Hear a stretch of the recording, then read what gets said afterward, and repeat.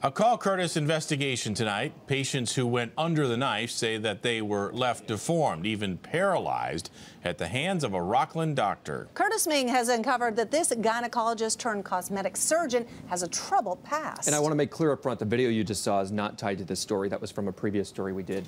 Dr. Efrain Gonzalez was stripped of his license before. Women say they went to see him after seeing his low prices online. He also does Groupon deals, but you're about to see how some women look now. We want to warn you, some of these images you're about to see are graphic. Yeah, it's upsetting. Learning to handwrite all over again. That looks nothing like my signature. Roseville's Amy Rose now lives with a paralyzed hand. The single mom says Dr. Efrain Gonzalez, who runs Advanced Med Spa in Rockland, carelessly cut through 2 critical nerves during a breast augmentation. Can you feel that? Mm-mm. You can't feel anything right now? No. She says 2 neurologists have told her she may never regain full use of her fingers. I was devastated. It's shocking. It's hard. Like, how do you accept that this is your situation? Tummy tuck patient Hope Moon says Dr. Gonzalez mutilated her belly button. It's just deformed looking. And left her with a massive infection. More than a year later, she lives with this nasty scar hip to hip. It wasn't what I expected at all. And there are others. I think something's very, very wrong. Sacramento attorney Michelle Jenny represents 12 Dr. Gonzalez patients, including this woman. Jenny says no longer has a belly button after a tummy tuck. This is her belly button, or where it should be. And this woman, she says, lost her nipple after a breast augmentation. It got infected, it fell off.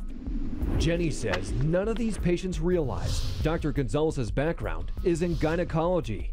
While Gonzalez claims on his resume to have taken numerous medical courses in cosmetic surgery, we have learned he was never formally trained in plastic surgery during his residency, something he admits to in this deposition. Is it true that during your residency you didn't have any training in cosmetic surgery? It's very true. And had they known what his real training was, they wouldn't have gone to him. He's giving us a black eye. Plastic surgeon Dr. Terry Zimmerman leads the Greater Sacramento Plastic Surgical Society and has seen patients after Dr. Gonzalez operated on them. They're under the illusion that he's a highly trained, well-respected plastic surgeon, but nothing could be further from the truth. Before moving to California, we've learned Dr. Gonzalez practiced cosmetic surgery in Puerto Rico, but his medical license there was taken away in 2006. Court documents show he had been practicing in the specialty of plastic surgery without being certified as a plastic surgeon, as required by a new law there. The decision also says a patient may have died following one of his treatments. It may be the law in Puerto Rico, but we have learned here in California, it's perfectly legal for a doctor to treat a patient outside the scope of their training. A foot doctor can perform brain surgery in their office. A pediatrician can do a heart transplant, and a gynecologist can perform a tummy tuck or breast augmentation. Dr. Zimmerman thinks the law should be changed. He's concerned doctors like Gonzalez could end up killing somebody. We've brought it to the attention of the medical board. They are investigating this surgeon, but it is taking quite a long time.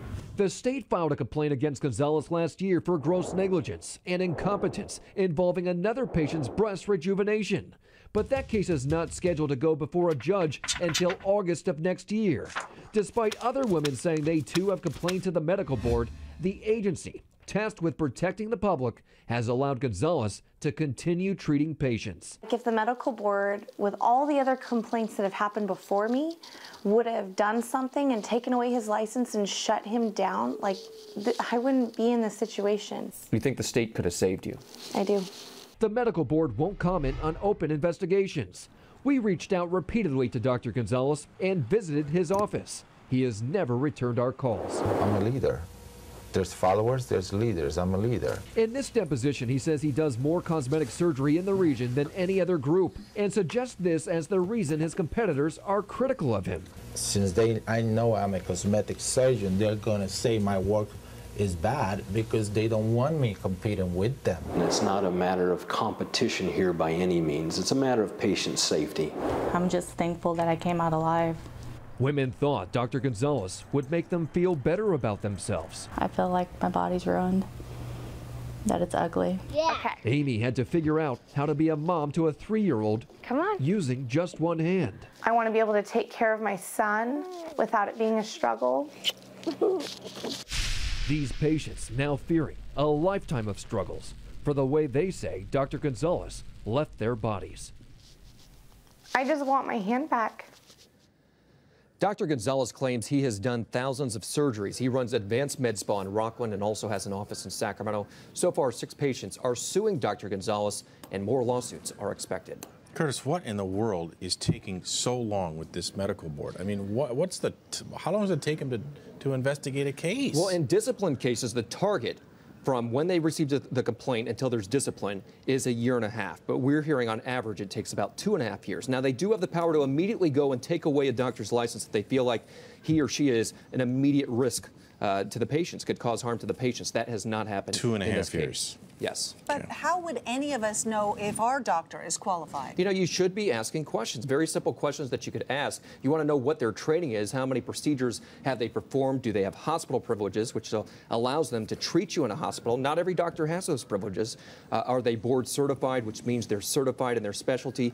And I'm going to tell you how you could investigate your doctor. Just go to cbssacramento.com and we'll have some links there. But there's some simple things you could do at home. I mean, clearly in the inactivity of the medical board, you better do your homework here. That's pretty clear according to this piece that we just saw. It's pretty slow with many of these investigations. That's scary. Okay, thanks. You bet. Dave?